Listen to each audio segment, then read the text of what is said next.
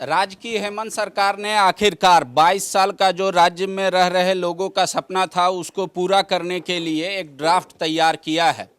अगर आपके घर का, अगर आपके बिल्डिंग का नक्शा पास नहीं है तो आपको ये ध्यान से पढ़ना चाहिए। फिलहाल सरकार ने सुझाव भी मांगे हैं कि अगर कोई मेरे ड्राफ्ट में कमी है या सुझाव है या फिर आपको किसी बात को लेकर समस्या लगता है तो इसका सुझाव आप दे सकते हैं उनके वेबसाइट पे जाके सरकार। और इस में सबको एक नॉमिनल फ़ी लेके बिल्डिंग को नियमित किया जाएगा। मानना पड़ेगा कि चैम्बर ऑफ कॉमर्स के लोगों ने और जो रांची की जो रहने वाली राज्यसभा सांसद हैं महुआ मांझी और चैम्बर की वो मेंबर भी हैं, उन्होंने काफ़ी मेहनत किया था। अब जब ये ड्राफ्ट आ गया है मैडम, पिछली सरकार ने भी ऐसा कोशिश प्रयास किया था, बहुत कम 150-200 मकान रेगुलर। अब आपको उम्मीद है कि हेमंत सोरेन की सरकार में पूरे राज्य में जो ये समस्या है उसमें अधिक से अधिक लोग पार्टिसिपेट करें? बिल्कुल करेंगे, क्योंकि पिछली बार जो भी आया था भाजपा के कार्यकाल में, उसमें मैंने सबके मुंह से एक ही बात सुनी चैम्बर में भी कि वो बहुत ज़्यादा उसमें पैसे देने हो रहे थे, इतना अधिक कि उनको लगता था कि इतने पैसे में तो हम नया घर बना लेंगे। इसी के कारण किसी ने इनिशिएटिव नहीं लिया और वो ऐसे ही ठंडे बस्ते में चला गया वो स्कीम। तो हमने माननीय मुख्यमंत्री जी से यही बात कही थी कि उसको नॉमिनल कुछ लेकर उसे रेगुलराइज कर दिया जाए, क्योंकि जब वो मकान बने थे उस समय इस तरह के नगर निगम के कोई भी ऐसा नियम था नहीं जिसको वो फॉलो करते, या था भी तो अधिकारी लोगों ने आंखें फेर ली। तो जो गलत हो गया, अब इतने पुराने मकान सारे टूट रहे थे, मकान जिसमें कि कमर्शियल भी था और जो रेजिडेंशियल भी था, तो इसलिए ये कदम उठाया गया है और कोशिश यही रहेगी कि अधिक से अधिक लोगों को इसका लाभ मिले, क्योंकि अकेले रांची में ही 1.5 से 2 लाख मकान टूटने वाले थे और कई बार हाईकोर्ट के ऑर्डर से टूटने के लिए गाड़ियां भी चली गई थी। हम लोगों ने उसे रोका, पूरे चैम्बर ने मिलकर धरना प्रदर्शन करके। तो इसी के लिए ये कदम है।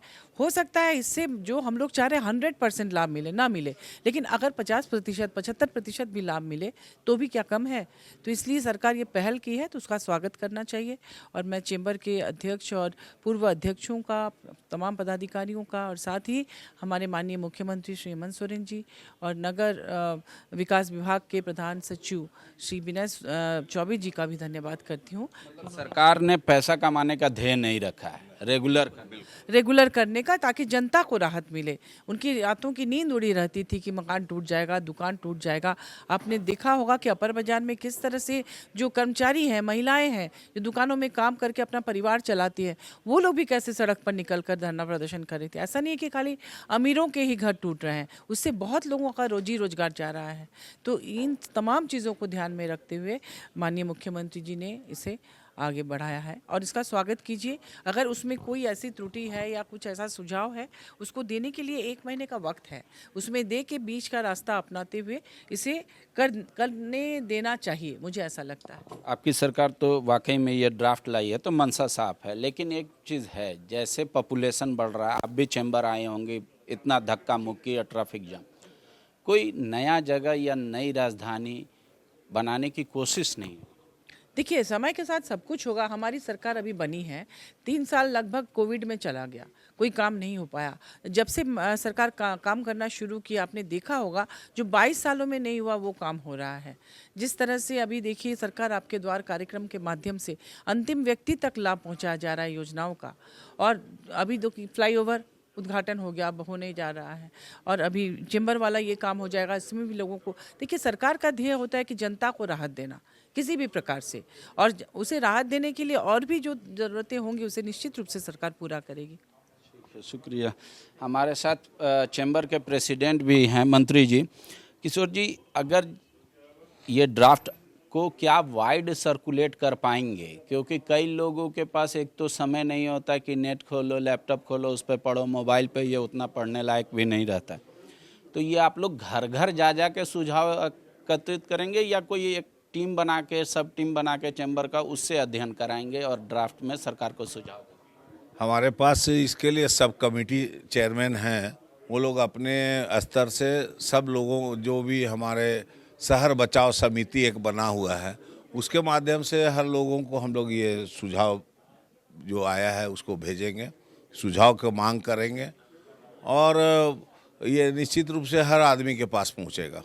और ये देवघर में पहुंच गया, देवघर से लगातार फ़ोन आ रहे हैं, दुमका में पहुंच गया और डाल्टनगंज में पहुंच गया। सब लोग इसकी प्रशंसा कर रहे हैं और लोग इस पर गहन चिंतन मनन कर रहे हैं कि कैसे हम लोग अपना मकान बचाएंगे, कैसे हम नियमितीकरण करेंगे। इस बात के लिए सभी लोग आश्वस्त हैं। इसका स्टडी करवाएंगे, स्टडी करेंगे? बिल्कुल, हम लोग करवाएंगे भी, करेंगे भी, दोनों चीज़ हम लोग एक साथ करेंगे। और काफ़ी समय दिया है, 1 महीना का वक्त है। निश्चित रूप से हम लोग 15-20 दिन के अंदर ही इसका फलाफल एक बढ़िया प्रारूप बनाकर हम लोग सरकार को देंगे। इसमें ये हो सकता है कि जहाँ जहाँ चेंबर ऑफ कॉमर्स है उन जिलों को ये जिम्मेदारी यहाँ के चेंबर ऑफ कॉमर्स से दी जाए कि आप अपने डिबेट करा। हाँ, डिबेट करा ले, हर जगह मीटिंग हो जाए, वहाँ के जो नागरिक हैं वो आके उनसे कहे, वो हम तक पहुँचाए। नगर पंचायत, म्युनिसिपल काउंसिल और नगर निगम सबके लिए ये लागू है। हमारे साथ डॉक्टर साहब हैं, जनरल सेक्रेटरी भी हैं, कई नर्सिंग होम भी हैं यहाँ पर। डॉक्टर साहब, आप तो खुद चलाते हैं, इसमें बहुत सारी क्राइटेरिया फ़िलहाल जो सतही तौर पे पढ़ने में समझ में आ रही है कि 15 मीटर में, फिर लोग कहेंगे कि 15 मीटर से थोड़ा ऊपर होना चाहिए। 50 फीट बिल्डिंग, मीटर का मतलब 50 फीट हो गया, ऊंचाई 500 स्क्वायर हो गया, 5 तला के आसपास में, 5,000 स्क्वायर में। अभी आप इससे संतुष्ट हैं या फिर आपको लगता है कि उसमें कुछ और? देखिए पांडे जी, जैसा भी आप बात कर रहे थे, तो अभी तो पहला ड्राफ्ट आया है, हम लोग सब इसको देखेंगे। अभी जो है बहुत ज़्यादा लोगों के बीच में उत्साह है, एक हर्ष का माहौल है कि आ गया है। जैसे महुआ मांझी जी बता रही थी कि लोगों की रातों की नींद उड़ी थी, बात सही थी। काफ़ी समय से लोग संघर्ष कर रहे थे इसके लिए। हाँ, अभी जैसा हम लोग को मंत्री जी ने बताया, हमारा कल पहली मीटिंग है ड्राफ्ट को लेके। उसके बाद हम सारे के सारे जो चेंबर के मेंबर्स हैं हमारे, उनके व्हाट्सएप के थ्रू सारे के लोगों को पहुंचा दिया जाएगा। ये हमारी सब कमिटीज़ हैं, उसके थ्रू फिर हमारे एफिलिएटेड बॉडीज़ हैं। पूरे के पूरे झारखंड के जितने लगभग हमारे जो व्यापारी लोग हैं, तो हम लोग सबसे कनेक्टेड हैं। तो definitely going to get back कि उनका क्या है। और हमारी ये कोशिश होगी कि पहले ही हफ्ते में हम सब लोगों तक पहुंच जाएं और हमारे पास इतना पर्याप्त समय रहे कि हर एक लोग अपना इनपुट दे सके उसमें।